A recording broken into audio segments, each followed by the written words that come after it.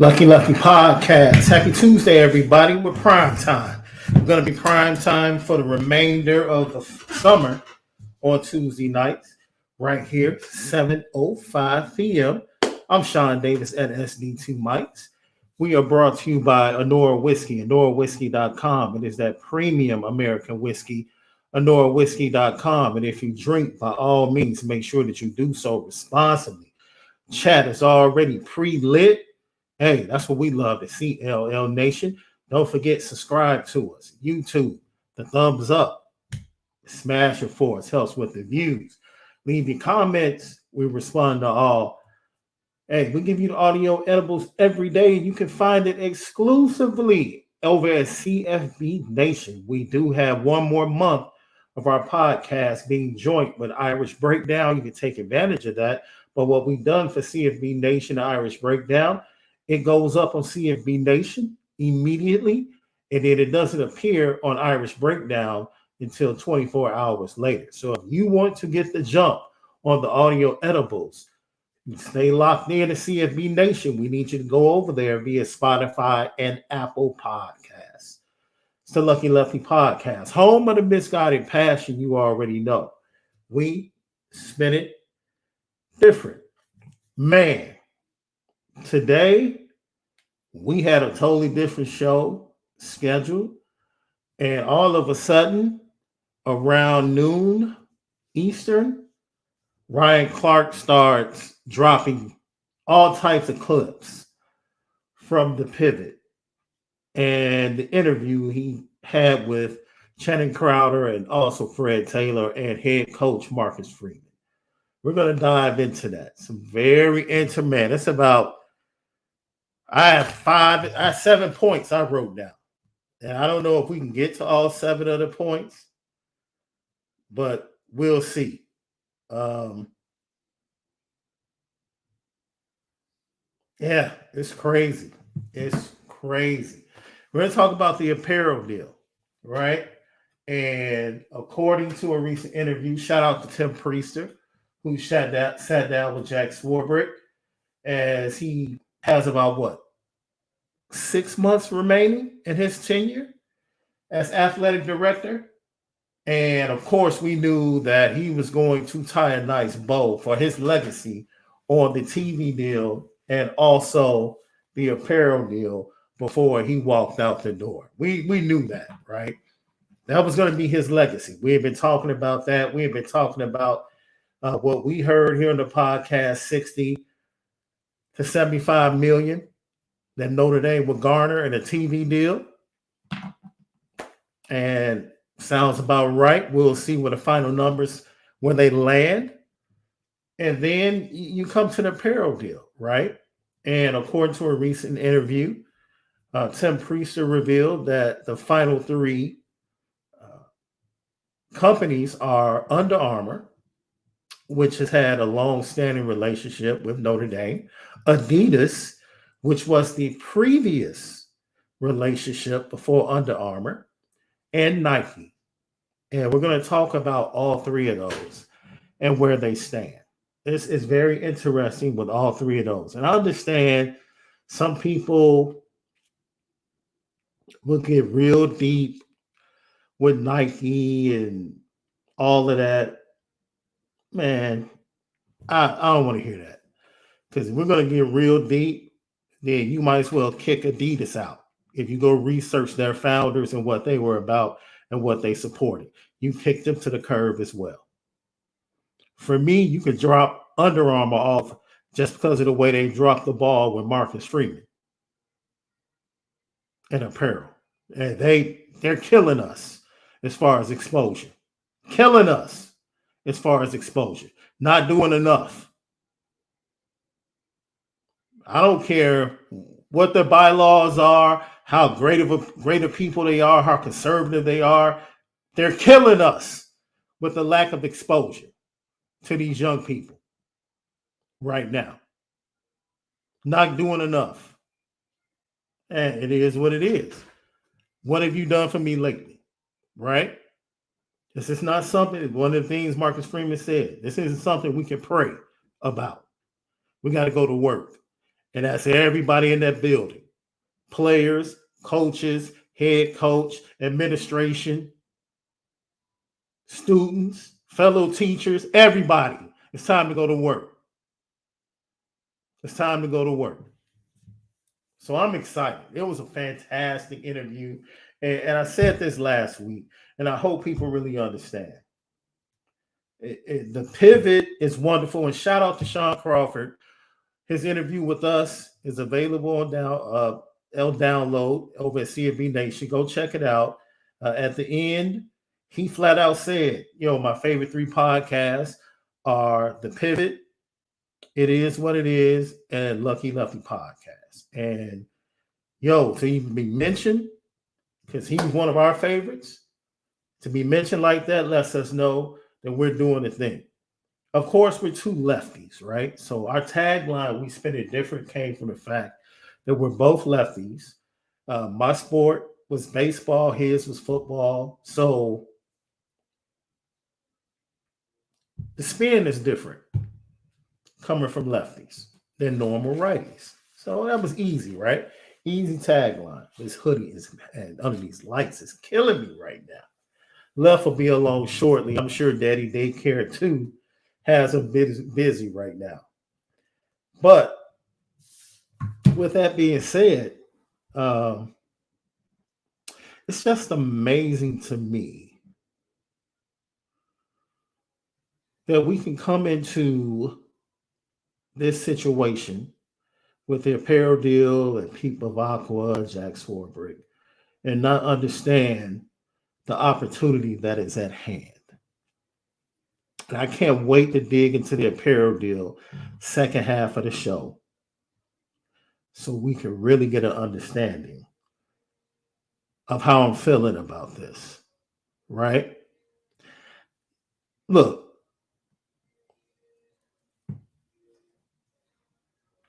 I put this out there.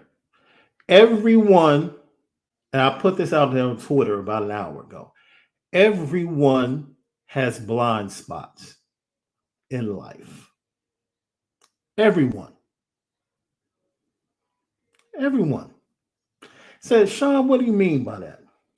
Imagine everyone on the highway going to their various destinations, right, in life. And you're equipped with all of the mirrors that any other car has, right? But in every car, you have blind spots, right? You have a seatbelt on. It's only so much you can turn to the left, to the right. It's only so much you can really see in the rear view mirror. There are blind spots in every car. Same thing in life. Because of the way you're raised, where you're raised, how you grow up, ideologies, things that were poured into you. Look, life just gives you blind spots on your destination in life. And with that being said, even though I can empathize with people, different types of people, different races, different creeds on certain things that they might feel really strongly about,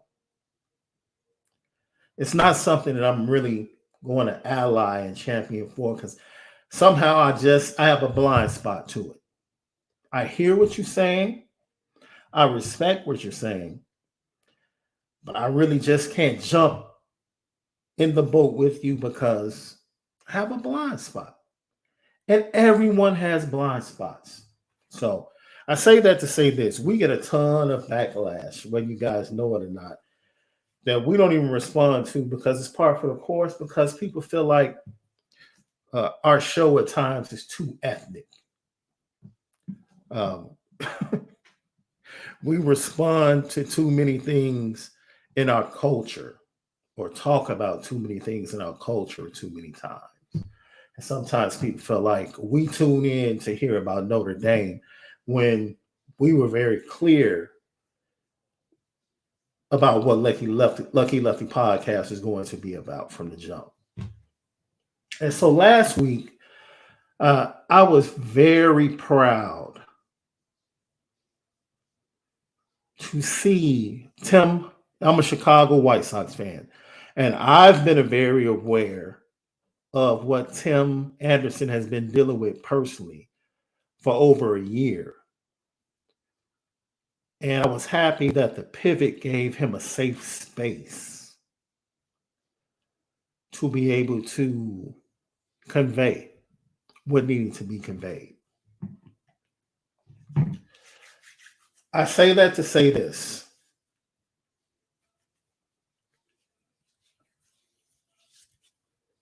The pivot, and shout out to Katie Larnigan, shout out to Amir Carlisle for not only bringing in the pivot to be part of everything that they did for the entire week to enhance the networking power for the football program, the players, the recruits, the incoming freshmen, everyone. But what they did to avail the pivot, the podcast, to Marcus Freeman. And I mean this with all due respect. It gave Marcus Freeman a platform that nobody covering Notre Dame could do. And if people are offended by that, I'm sorry. I don't know what else to tell you. There was no one covering Notre Dame football that's been covering Notre Dame football that could give Marcus Freeman that look that he and the national recruits needed for Notre Dame and Marcus Freeman. There was no other podcast that could give him that look. And people might push back that cover Notre Dame. They might be offended. That's fine. The Pivot podcast was a safe space for Marcus Freeman. It was a safe space. And people might say, well, man, I'm a safe space. This is where the blind spots hit.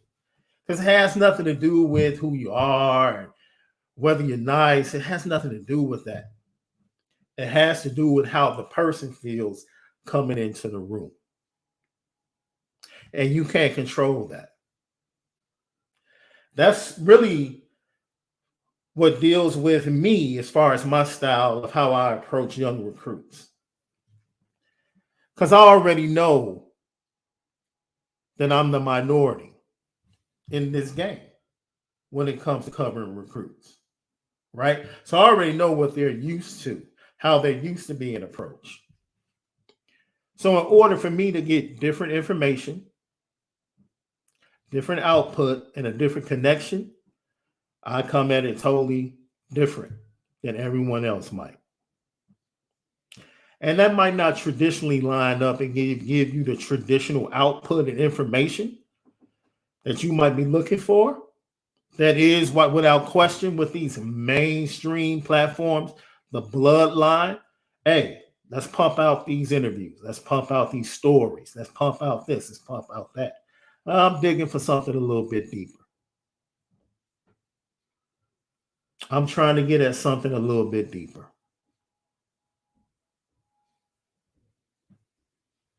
I'm trying to create a safe space by which, through conversation,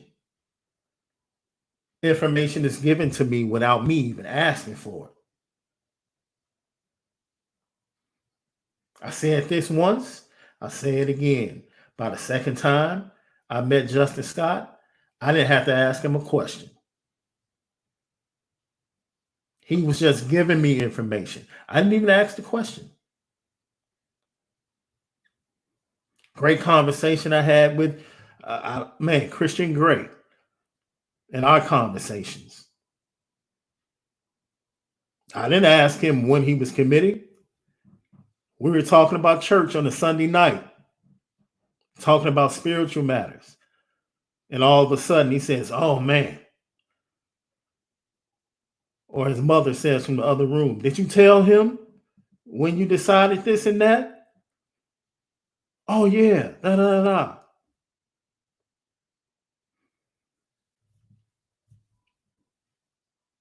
I say that to say this, man. We need to be thankful. And once again, Katie Larnigan, Amir Carlisle, man, you don't know. I don't know how things got to this point, However they got to this point, thank you. This is a look that Notre Dame has needed for a very long time.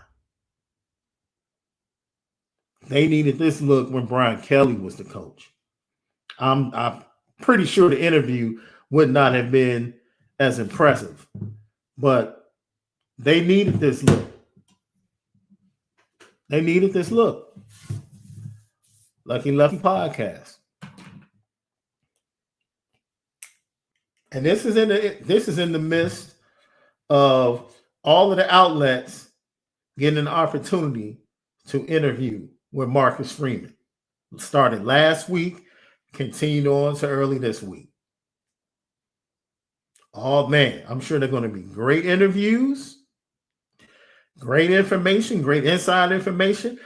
Brian Driscoll dropped some intel over the IB message board about Jadarian Price that everyone should be super excited about. Man, look, you're not getting that on the pivot. You're not getting that information on the pivot. The information we got from the article that we talked about yesterday on his relationship going back over a year with Pete Bavacqua and how he was talking to him his entire first year, not knowing that Pete Bavacqua was the next man as an AD, and how they built a great foundation just in trust without the titles, and how valuable that is. Let me tell you something. That came from Pete Sampson, the Athletic, in a great interview. But the look we got today for Notre Dame football, no one else can give Notre Dame this look. So shout out to the pivot. Let's dig deep. Point number one. Let me tell you something, man. There's a lot of respect for Marcus Freeman from this man right here. Because at the time that he came to Chicago, I had to really think about it when he said it. Like, dang, he did step into that locker room with Briggs and Urlacher. That's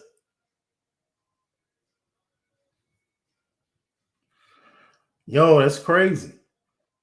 That is absolutely crazy. And everything that happened to him, it was really a foreshadowing of what I said about Marcus Freeman that impressed me so much during his first year of coaching. Now, I just peep this, man. Really peep this. His first year as a player, he's drafted to the Bears. I remember when he got drafted to the Bears, I was super excited because I'm saying, like, that's a nice backup. Marcus Freeman? Man. Ohio State? They just played the championship game? Man. Yeah. That's a nice backup. Like, we're good at linebacker, but yeah, we're going to be straight. Like, they cut him? He didn't make the squad? What's going on?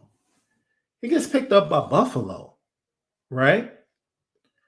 And that doesn't work out. And the story he tells, like, I'm on the practice squad, there's an injury, you get the phone call, you're feeling like, man, I'm about to go up. It's my time. I'm about to make it to the league. And they tell me, yeah, man, we're going to have to let you go. We're going to have to let you go. We'll have to let you go. Man, that would have stunned me, LL Nation. I'm going to keep it funky. I'm going to keep it all the way funky. Because I'm sitting there watching an interview, and I probably would have been one of those dudes from, like, I'd have been Willie Beeman at Al Pacino in any given Sunday. Like, what you mean? What are you talking about? Man, you better play me. What are you talking about? You're going to get a vet. Ah, man. But there's something about having peace in life. And I don't really want to get into everything that was going on where his family was, his oldest son, his wife. He went into that in full dialogue about that. And that's a whole nother blessing within itself. His wife, who he acknowledged, along with the pivot that she is, without question, the MVP of that relationship and everything that has happened for them leading up to Notre Dame. But I'm going to tell you something, man. The way he pivots and gets on the phone with Coach Tressel and says, yo, I think I'm ready to transition to coaching if this thing doesn't work out. And Coach Tressel's like, all right, bet. You know, follow your dream, play as long as you can. And when you're ready, hit me up. I got something for you.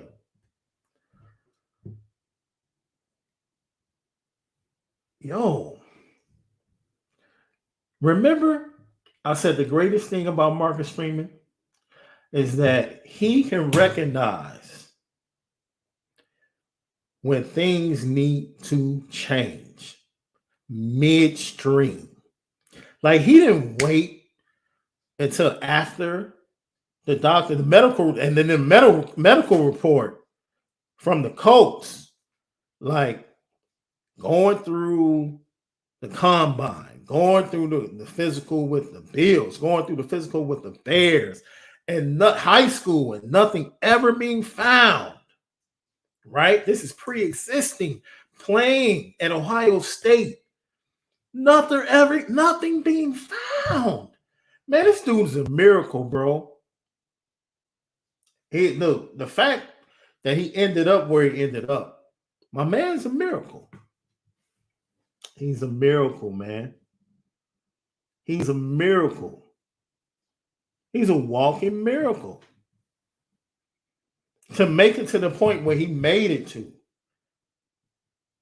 Not knowing, I don't know. We could dig and do some more research. I don't know how far back the condition went. But that's absolutely amazing. Man, that's the type of stuff that jumped out at me.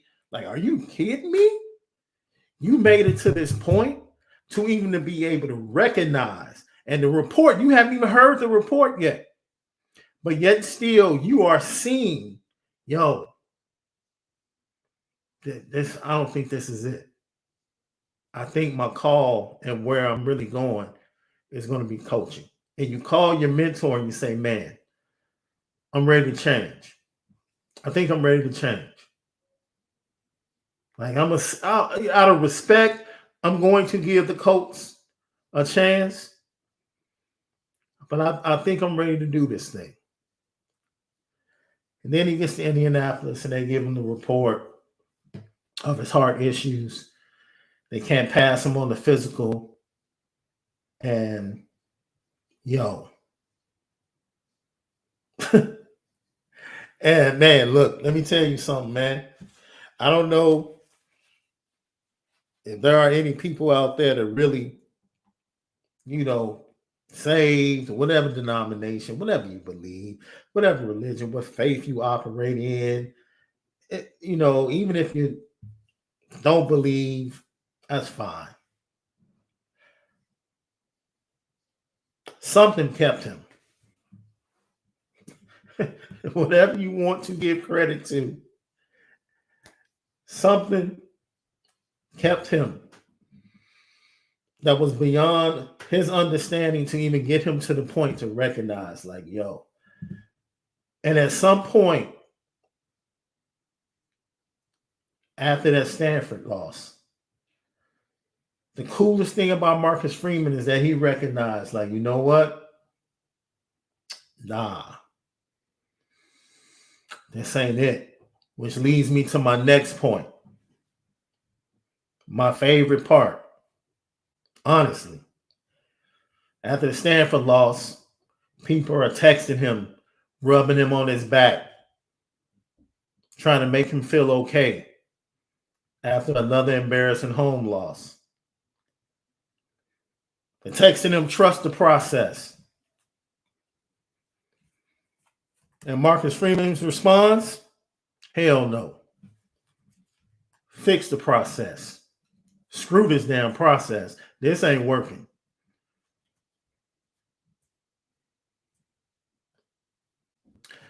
That's when Marcus Freeman became one of my favorite head coaches, man. That's when I saw midway through the season, and I said in one of the post-game shows, he's recognized things have to change because this situation is not what I thought it was going to be. And I have to take accountability, and I have to be the one to say, it's got to change from the very foundation. Screw the process. This process ain't working. This is Notre Dame. You heard what the man said. What are the expectations? They want you to win a national championship every year, which is hilarious because Notre Dame fans, I think we all can agree that they might be saying that, but do they act like it? The powers that be, do they put their money behind it like they want to win it every year? Do they make the hires or protect the hires? That's another thing I wrote down. Marcus Freeman said, we have to protect our hires, our coaches. Oh, we're going to get to that. Oh, we're going to get Malik's going to love that. He's going to love that. Notre Dame fans, he's going to love that. When Marcus Freeman said that, I said, whoa. Woo. Let me tell you something.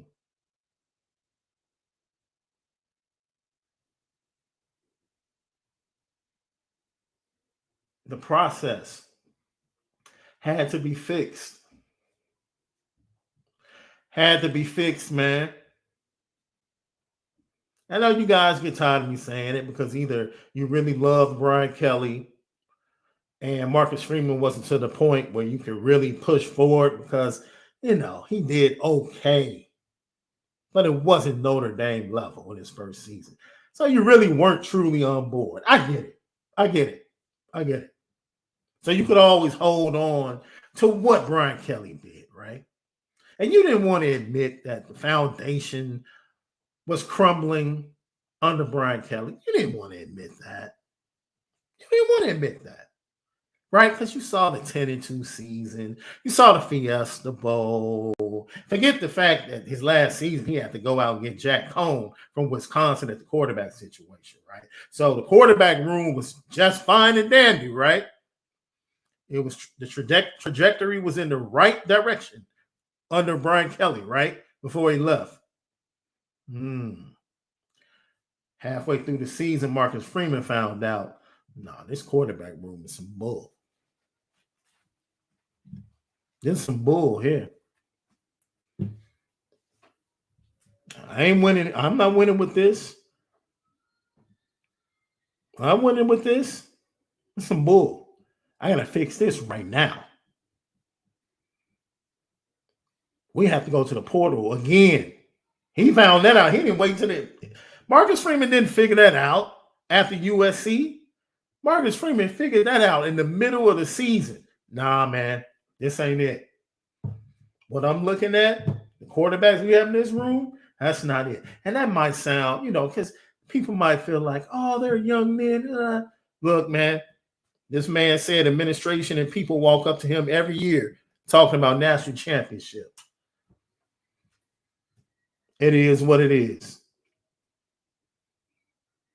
Whether it's players or coaches, we can get sentimental. That's another thing I love when he said, when they pushed on him and tried to put the responsibility on him to give opportunities to minorities and other coaches. And he said, man, that's fine and dandy. I'm open to doing that, being part of that. But man, if you can't help us win, no, we can't have you here. You got to be able to help us win. I don't care where you come from, what your background is, who you were born to. Can you help us win? That's numero uno. Can you help us win? And if you can't, all that other stuff, nah. So I correlate the way he handled his NFL career very much to the way he handled his first year at Notre Dame. This young man recognizes, he does not wait for things to happen to him. Because some people in life, they respond to life. Others put pressure on life. Others force life to change to them, their will, their thoughts, their beliefs, their work. There's two ways you can do it. And I've seen people be successful both ways. So there's no judgment from me. But I love the type of leadership that he showed in his own life as a player, transitioning to a coach. And I love the type of leadership he showed midway through the season of his first year at the University of Notre Dame. I love that. I love that. And the whole trust the process, no, damn that. I don't need you patting me on my back, rubbing me on my back. No. We need to fix this. And we got to fix it now. We can't wait till the off season. We have to start fixing it now. I love that. Takes me to my third point.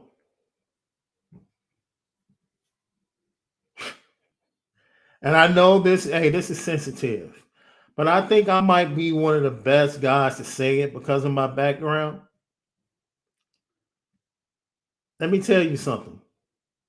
When that man said, we can't pray this away. When this man said, we haven't won a national championship in 35 years. We can't pray this into existence. It's going to take some work. Man, I took a lap around my house. A full lap. Sometimes we can get caught up in the success of how things were done. Well, this is the way we always did it. It worked in the 60s. It worked in the 70s. It worked in 88. This is the way we've always done it. When that man said that, I took a praise break, man. I took a praise break in my house. Ran around the house like, well, there is a God. There is a God. Yeah. See, let me dig a little bit deeper. You can go to the grotto all you want to.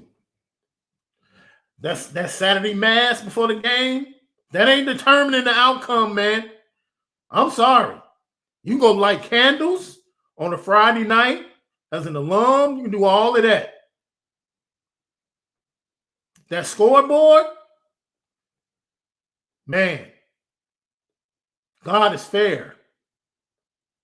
He allows whomever has prepared the best, coached the best, worked the hardest, and performed the best on that afternoon or that night to show forth on the scoreboard who's the better team on that day.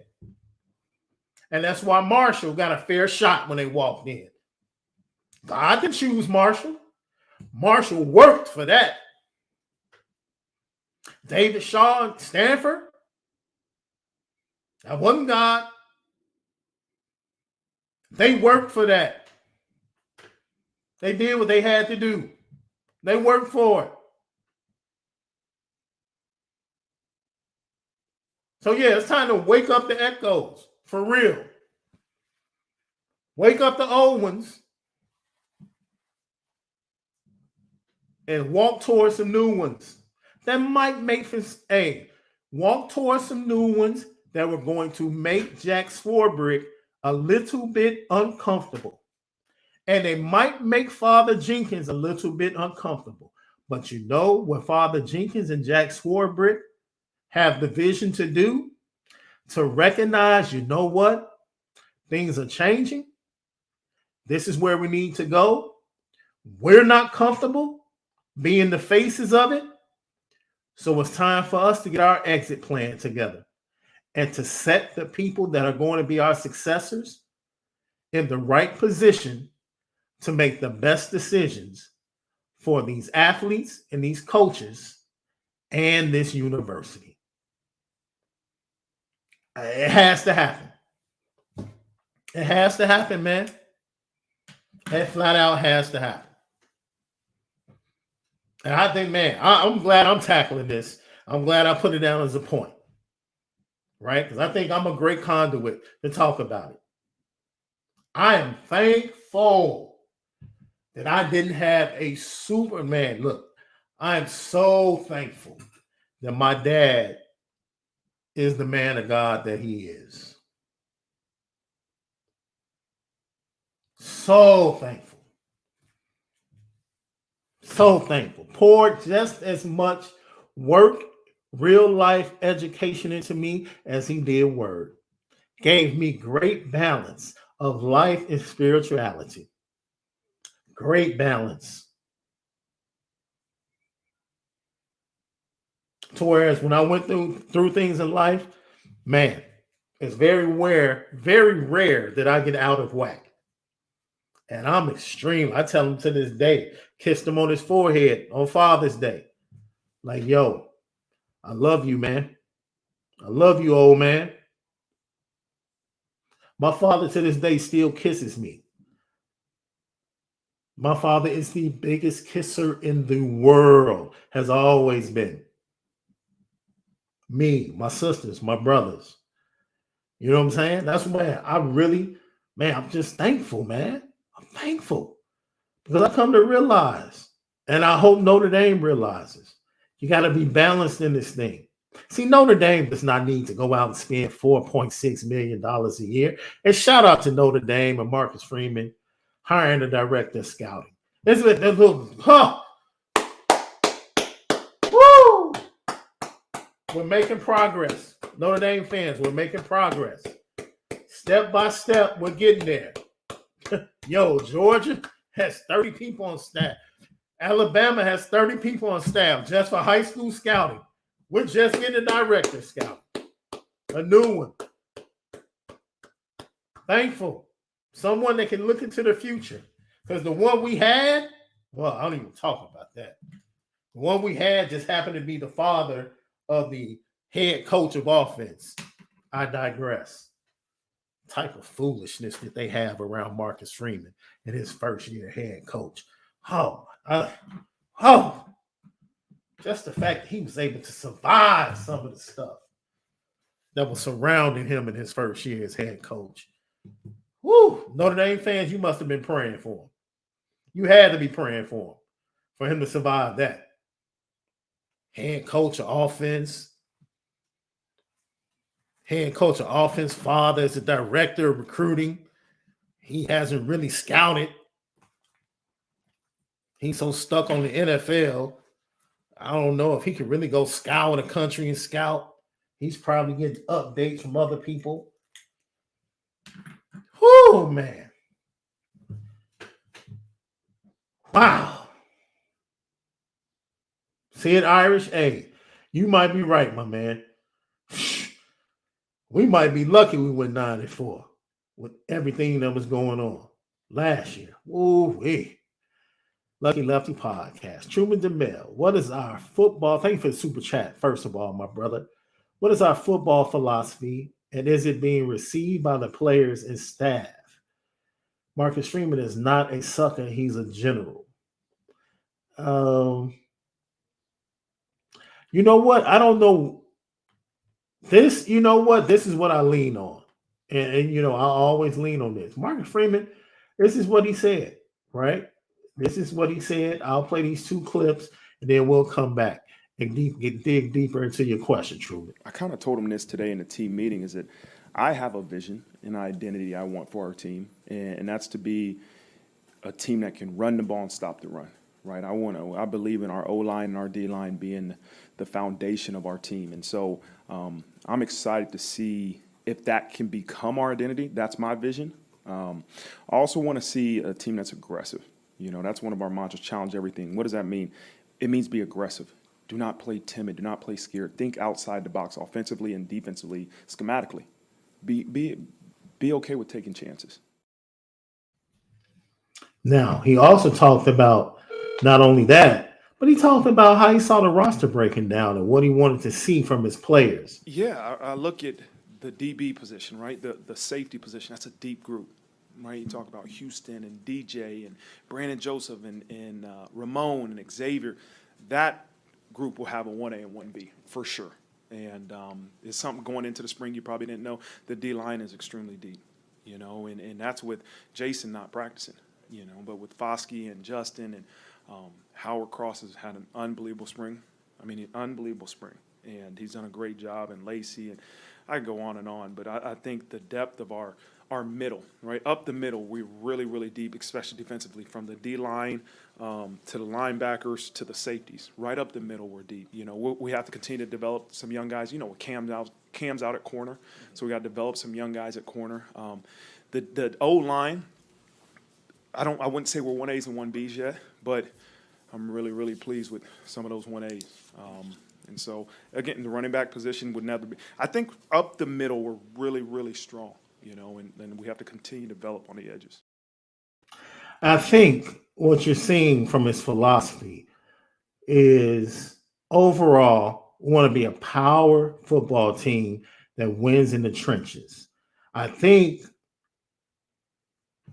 following in the spirit of Marcus Freeman, we have seen coaches like Dylan McCullough, Chancey Stuckey, and Al Washington come in, and while they're getting their feet settled, be closely connected to the way things used to be from a recruiting standpoint, and then identifying where Notre Dame needs to go in recruiting, right?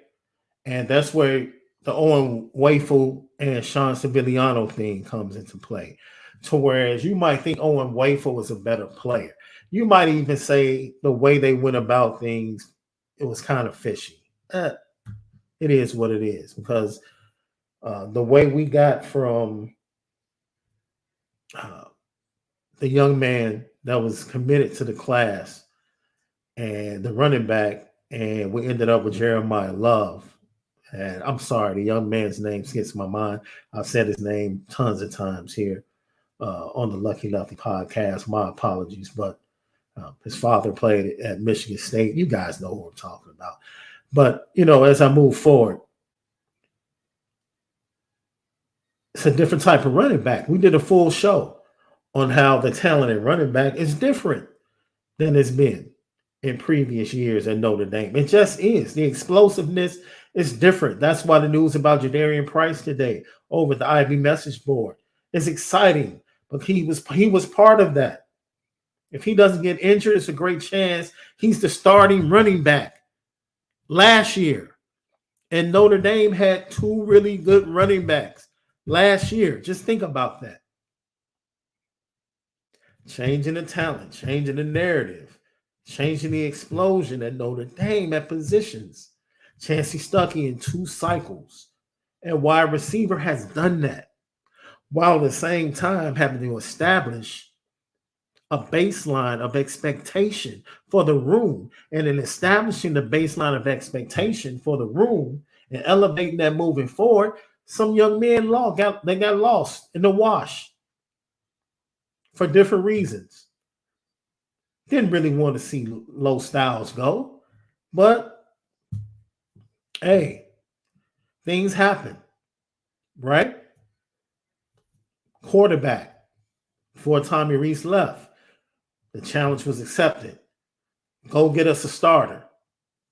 He got us a starter. He got us Sam Hartman, right? You're excited about that, right? I don't care. Tier 4, 3, all these articles. I don't give a darn. You got a top 5 starting quarterback in college football. That's all you need to know. He doesn't need to be an aircraft carrier, all that. No. You're coming to Notre Dame.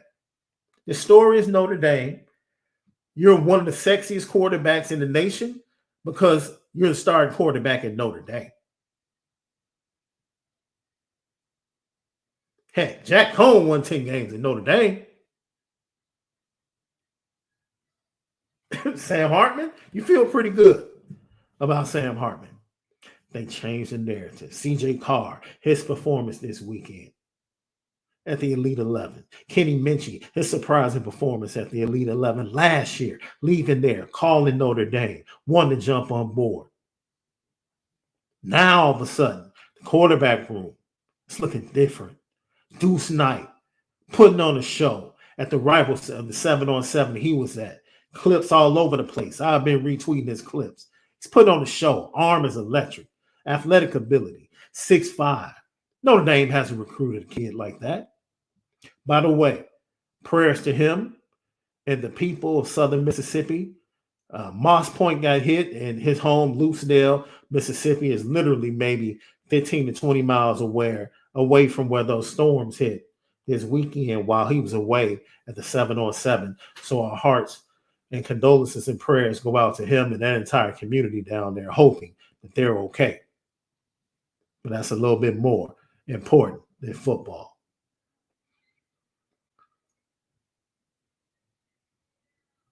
But the bars have been raised. The bar was raised at linebacker. As Marcus Freeman was a defensive coordinator, the bar was raised. Mike Mickens has done an incredible job raising the bar at defensive back. And shout out to the pivot. Shout out to Ryan Clark, just touching on, him knowing that Benjamin Morrison is the real deal and how he knew he was the real deal, played with his father. Eventually his father became the team chaplain, right, for the Washington Commanders. His father moves to Arizona, opens his own church. Ryan sends his son to Arizona State to play football. Guess what church he attends? He attends Benjamin Morrison's church. So he said, my pre-existing relationship with him and with Jaden Mickey, I knew you had dudes coming to Notre Dame. That should confirm and affirm some things for you Notre Dame fans. You should feel good. I had that as a note. I just thought I would just throw that in there right there because it fit. But it's going to take some work. I love hearing that.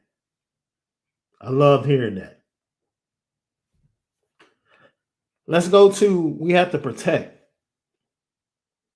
the life of a college coach. Now, this is, look, man, this is funny because I remember saying this on one of the shows maybe last year.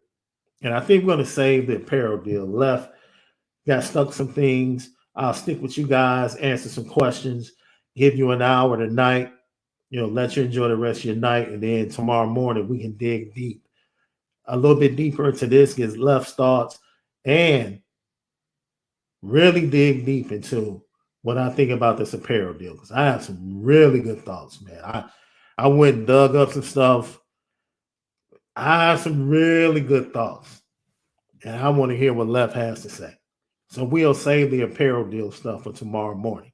Be with us tomorrow, and we might have a special guest. I did reach out to Bruce Feldman because I felt like, and I flat out told him, you've been on the show multiple times, but you owe Notre Dame fans an appearance with the stuff you said about Sam Hartman and the stuff that you said about CJ Carr in your Elite 11 report. Notre Dame fans need to holler at you, my brother. I told him. So I'm trying to get him on the gun line. You remember the life? Gun line, boss. I'm trying to get him within the gun line. So you guys can ask him questions and see what he has to say about what he's been reporting this summer concerning Marcus Freeman, Sam Hartman, and then the Elite 11 performance of CJ Carr. So hopefully we can get him within the next to lock in for tomorrow's show as well.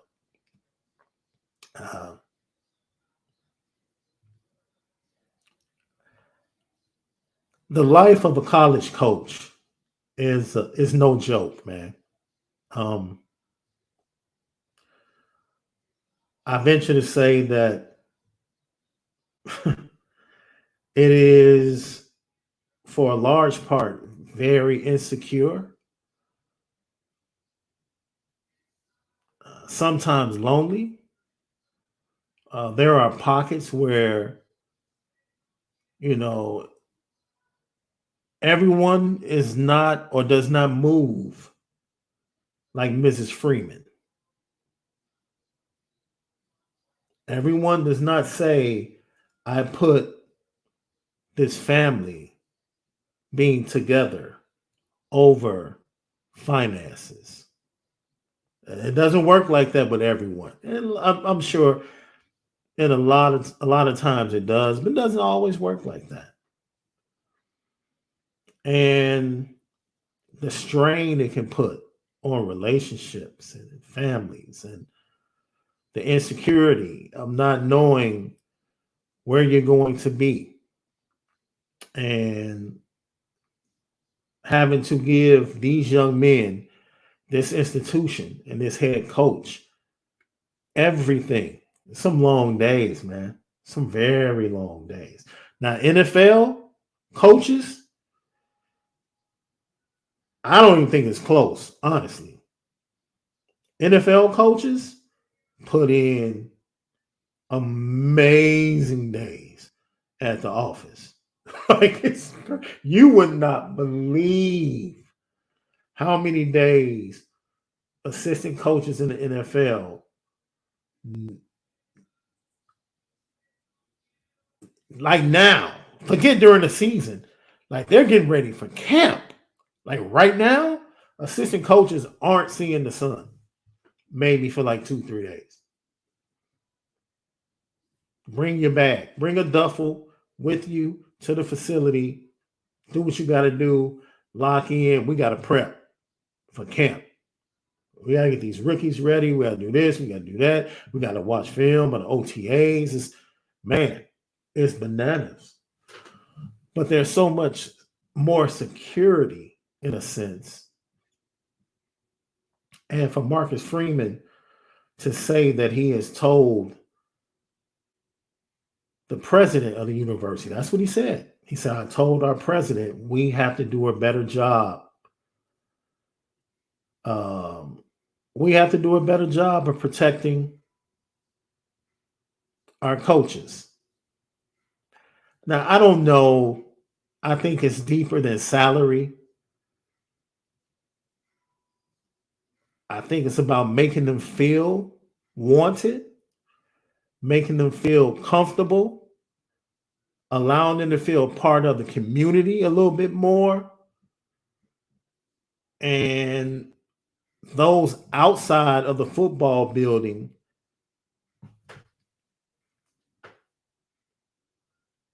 being more effective. Right? As Marcus Freeman said, he missed out on this. He didn't mention this, but he talked about when he talks to NFL teams know what Notre Dame players come with. Notre Dame players are not coming to the NFL with a lot of BS. See, that's a saving grace in the NFL, man. When coaches know they can go to a university and they can get sound, fundamental football players that are well coached, that don't come with the BS, they love that. They want the superstars. That's what the first 2 rounds are for. The first round is for risk, right? Risk. We just had a defensive lineman from Georgia. Production-wise, did nothing close to Isaiah Foskey in college. But yet still he went in front of Isaiah Foskey. Why? Because his talent is worth the risk to evaluators and scouts. First round is all about risk, man. That's why quarterbacks go high. Risk. It is what it is. But they know they're getting signed. That's why Notre Dame constantly is 5th, 6th, maybe even 7th in college football when it comes to producing NFL players or having NFL players on a roster. I watched a replay of a great classic game that the Detroit Lions had when they turned their season around. They came into Soldier Field 3-6. I think the Bears are 3-5. And it was 31-30. Justin Fields had the ball on the 40-yard line, 4th and 5, and Julian Onora comes up with the sack. After he whiffs on the sack, he doesn't give up. He gets up, and he goes, and he chases down Justin Fields one more time. And I'm like, yo, that's Julian Onora. Like, that's crazy. Look, Notre Dame players in the Notre Dame football program is very well respected. The way they do things, because there are certain things I love the way. Now, this is a point I'm going to get to next. Because let me put a star on this. This might be my second favorite point that he made to Channing Crowder. But understand this: Notre Dame has not done the best job of protecting his coaches, and what I mean by that is Notre Dame, Dylan McCullough is going to get a great job one day. Chancey Stuckey is going to get looks in the NFL. He is. Mike Mickens is going to get looks in the NFL. Al Golden, I'm sure, has designs in getting back to the NFL. Al Washington has designs on a greater future. It is what it is. But while they're here, you can go a long way in making them feel very comfortable. And I think it goes beyond salary. By no means does that mean that salary isn't part of it. Man, take care of your players. And I'm glad Marcus Freeman said that he mentioned that to Father Jenkins. My next point, when this man was asked, and I love it. This is a question, and the way it was asked, no one on the beat could ask Marcus Freeman this question. No one. They couldn't ask it like this.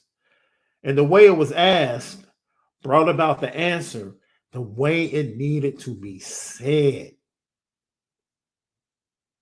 Because it's real talk. It's real talk. Channing Crowder was like, yo, man, look, I love this. Man, I love what I saw. Like when they first walked out in the intro, Chan is like, yo, Chan and Fred Taylor, they're from Florida. They're from the SEC. And they're like, yo, what's the first thing you notice, bro? Ain't no sponsors.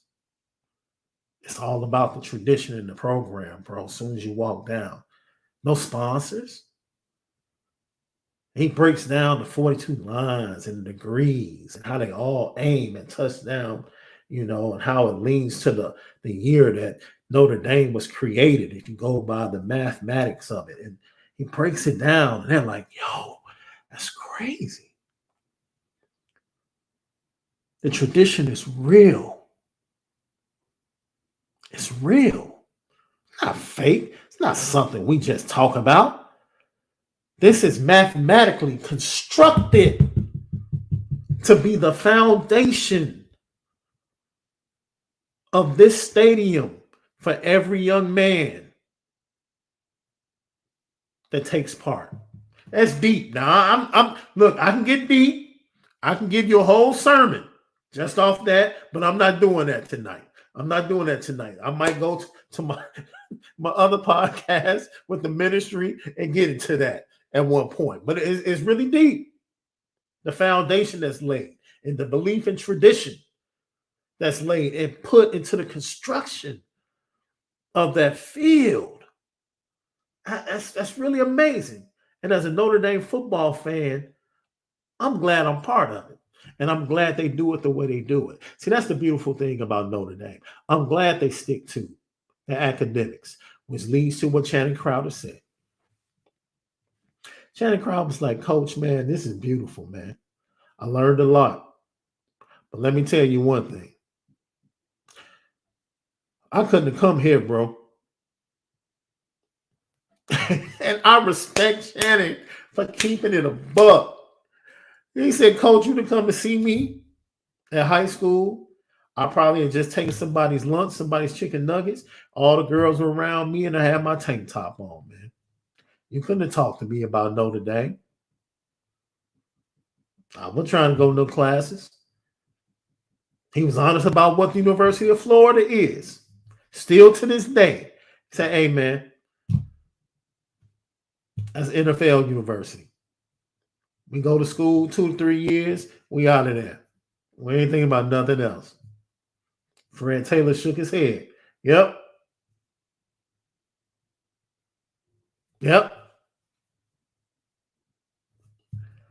He said, so man, what's up with this How you get 5-star? You know, are you willing to turn down a 5-star Heisman prospect recruit if he doesn't fit Notre Dame? Marcus Freeman gave the most gangster answer ever. He was real and said, "Ooh, Chan, that's tough. Boy, I can't believe you asked me that. You gonna ask me that right here? You gonna ask me that right here in front of everybody like that?" That's that said to entertain a bit, from Original Kings of Comedy. But he turns it around and says, "Look, I'm gonna fight." See, that's that. See that right there. Brian Kelly wouldn't even fight. At least Marcus Freeman said, "I'll fight. Even if I don't get him, I'll fight because it means something." Brian Kelly wouldn't even fight. He would just flat out use the excuse and not even work. Go play 18 holes. That was his excuse to go play 18 holes. Marcus Freeman told you, "I'll fight. Yeah, I'll fight. I'll fight. I'll fight for him. But at the end of the day, I don't want him to come here because it wouldn't be the best thing for him in his career. And he wouldn't be successful here." The man is saying, "I don't want to mess up the young man's career. Because if you come here, they real about it." He's letting all these recruits know, you come to Notre Dame, oh, they gangster about this education, bro. Oh, they real. You going to class here. They are going to check up on you here. You're going to get that schoolwork, or you're going to be about it. Yeah, it's going to happen. It's going to happen. He said, but what I will do is go get the 5-star kid that doesn't think he can work here. He can be successful here.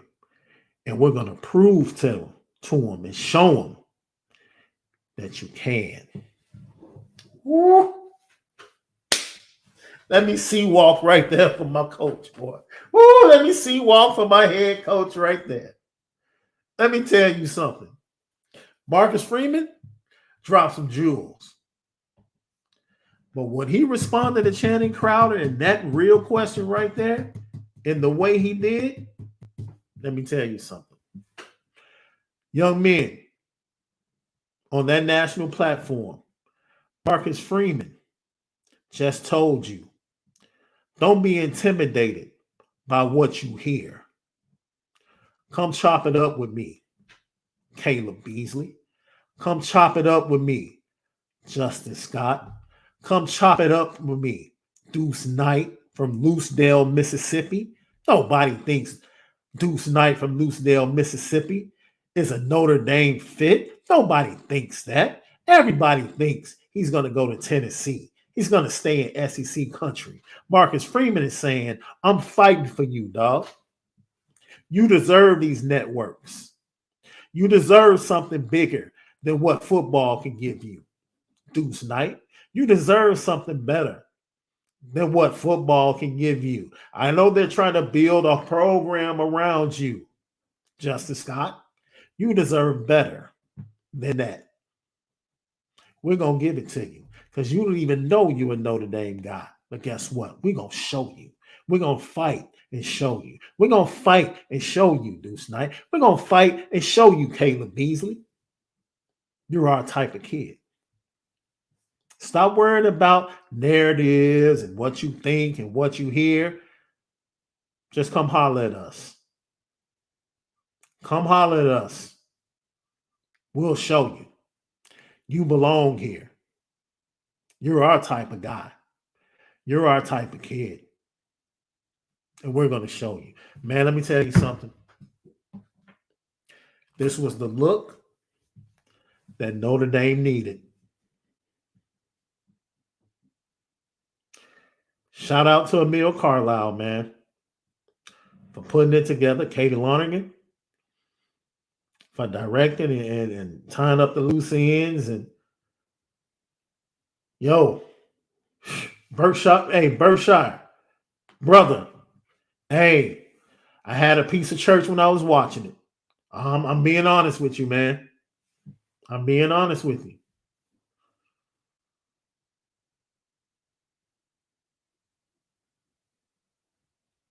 And yeah, I see your question. And three man, let me tell you, look, the way David Shula, or was it Mike Shula? It was one of the Shulas that was there. Was that David or Mike? I don't want to mix the names up. I think it was Mike Shula, right? The former quarterback. And then Dennis Franchione from Washington State. That fiasco, man, dude. Let me tell you something, man. Um, that stuff that was going down at Bama before Saban got there was absolutely, man. It was not good, brother. It was not good. It was not good. It was not good. That's why they gave Saban the keys, because they were like, hey, whatever you need, man, whatever you need to win is yours. Just take it. Oh, just take it. You know what I'm saying? But look, once again, Lucky Lefty Podcast, subscribe on our YouTube channel, man. You guys have been wonderful. Notre Dame fans, LL Nation, in support of us. Don't forget, this fall as well, you can see Malik doing color commentary on CBS Sports on certain Saturdays out on the West Coast for football games, man. We're totally blessed from the work we've put in. We both are expanding. We look forward to dropping our merch as soon as camp breaks. There's so much going on. Yo, I'm so thankful and so grateful. And we can't do anything but say thank you. Because if you hadn't tuned in and if you did not listen and lend us an ear and your support, the attention from other places would not have come. But we're locked in right here, the Lucky Lefty Podcast, every day, no matter what, with you Notre Dame fans. So go ahead, continue to subscribe. We continue to build the 4,000, giving you audio edibles each and every day that will be exclusively over at CFB Nation on Apple Podcasts and Spotify. And then right now, this will drop tonight, and then it will be up on Irish Breakdown a little bit later tomorrow. Remember, that's right, J Card. Left is in a suit. Remember during the, I think it was about 2 months ago, he was talking about he had to cut his hair. Well, he's cut his hair to go take the headshots for the gig. And look, I'm proud of my bro. I'm proud of my bro. Absolutely. So do that. Don't forget, we really need you guys to go support CFB Nation. We do. The numbers are getting there, but we want them to get there and grow. And we need to get up to about 1,500 before the season starts. Really need that. Okay? Especially once we go towards camp. We really need the numbers to get towards up over 1,000. Not just the YouTube page. We're talking about subscriptions on the audio side, Apple Podcasts, and Spotify. We need you guys to go lock in, help us support. All right? So we can build. I promise you, we have some really great stuff and some exclusive stuff. Some exclusive stuff that will be CFB Nation only. Malik is putting together a quarterback-driven breakdown film room thing that will not be available on IB Nation and will only be available at CFB Nation. And we need you guys to lock in with us right now. So as we create, you won't be missing out. We just want you guys to be connected to it. All right. As I said before, with Left having some things he had to take care of, we're going to save the apparel talk and the new hire, reportedly coming from West Virginia, to be director of scouting. Small steps, a long way to catch up. with other top programs, but the change is coming. I wish I could sing because I would go out tonight singing Sam Cooke. Change is going to come because it seems like that's what's happening around the Notre Dame football program right now. But I don't sound anything like the great Sam Cooke. So I will save everyone that piece of embarrassment from your boy. All right. Great show. Thank you guys for tapping in with us. Give me an hour to talk to you about this Marcus Freeman interview on the pivot and how it has really done a lot for Notre Dame moving forward. It's a great look. You already know what time it is.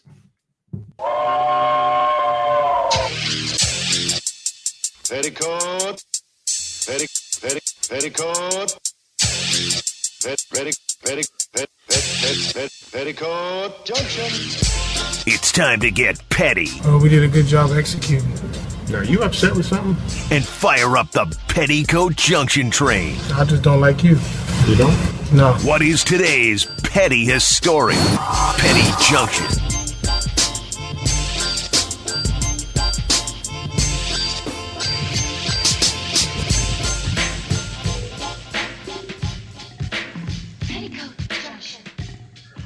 Petty Junction, pettiest story of the day, brought to you by Onora Whiskey, OnoraWhiskey.com, that premium American whiskey, OnoraWhiskey.com. Let me tell you something, man. Look, it's petty because it's my opinion. But my heart, my thoughts, and my prayers go out to the people that are in the submersive that left on Sunday as part of a tour going to view the wreckage of the Titanic. The clock is ticking.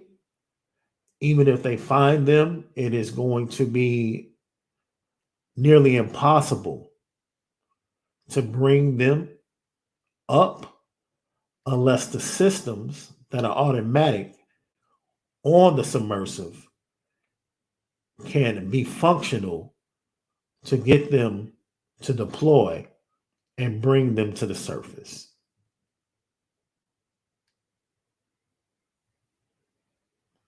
So I preface that with that because it is not, yes, at this point it's less than 30 hours of oxygen. And before I get to the petty part, I just want to say that I take what is happening very seriously, and I'm praying for everyone involved and all the families involved. Now we get to the petty side.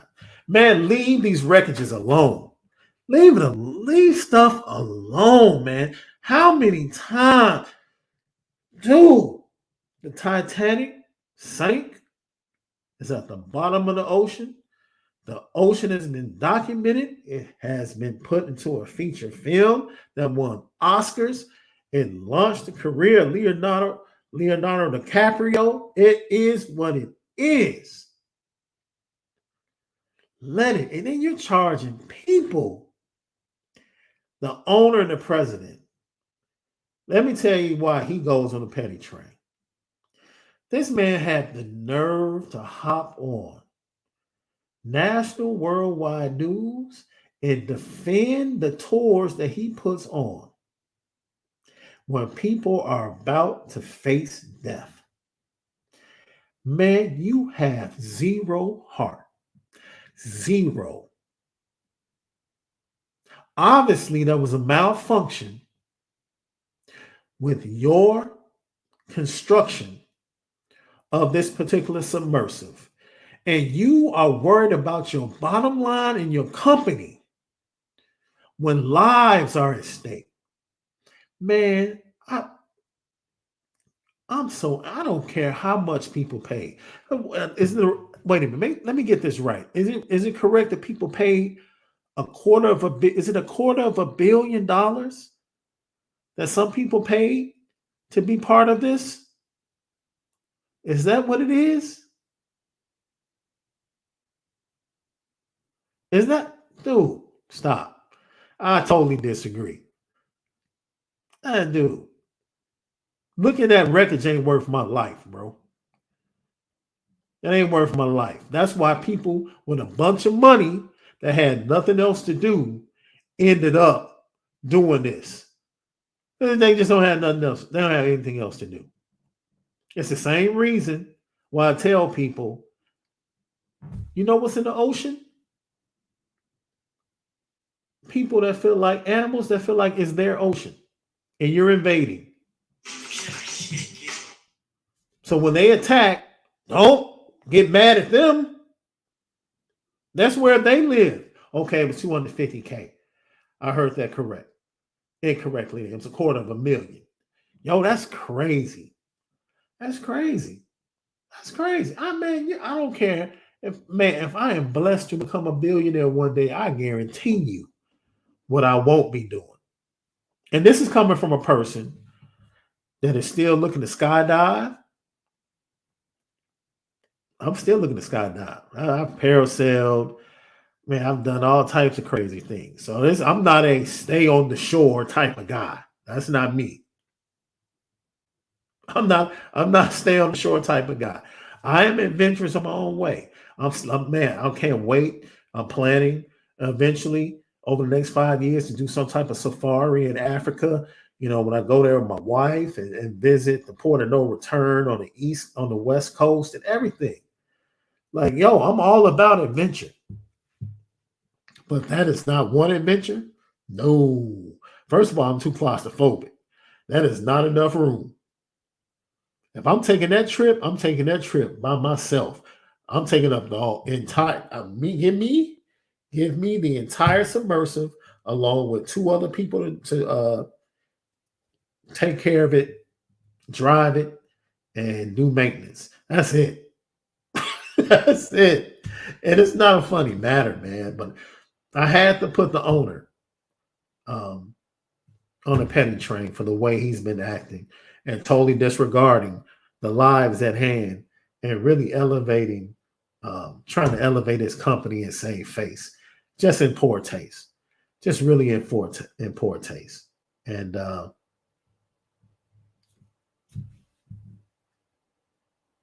it's just poor taste, you know. I forget his name. Let me get his name. Because he's a co-owner and spokesman.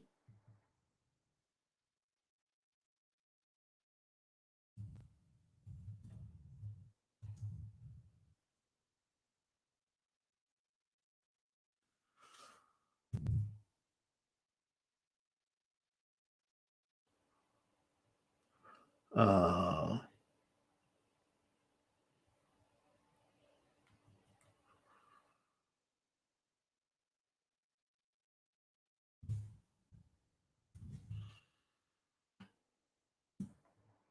I don't know his name. He talked about it on Good Morning America.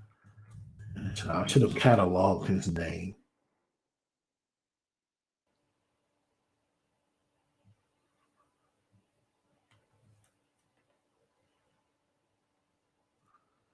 But I'll make sure.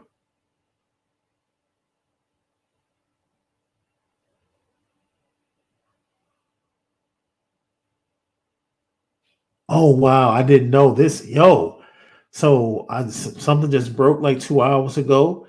Mike Reese, who's one of the writers and producers of The Simpsons, was also part of the Ocean Gate trip for Ocean Gate Expeditions. I guess this is new. Wow, I did not know that. Wow. Wow, man. Lawrence, thank you. Thank you. I'm going to tap into that. Thank you. Osamara and the Serengeti. Coffees for clothes and says, man, I don't even do Great America. Come on, man. Oh, man.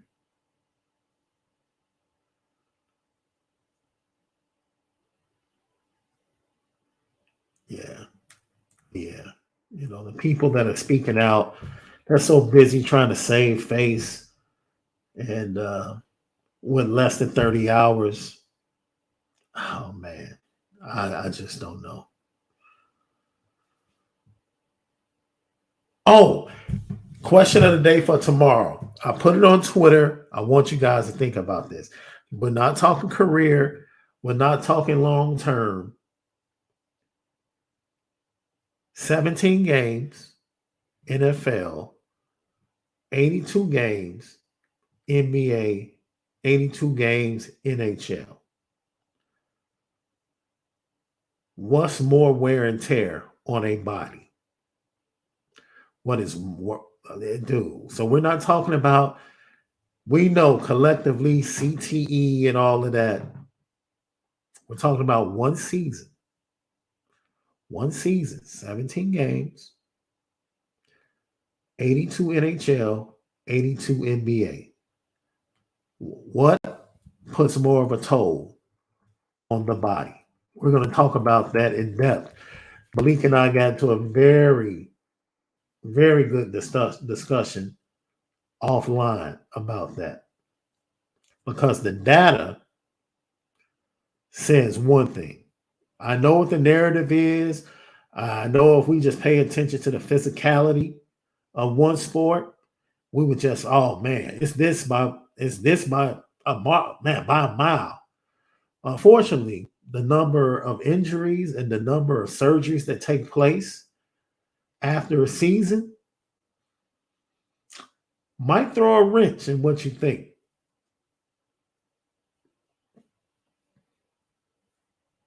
So,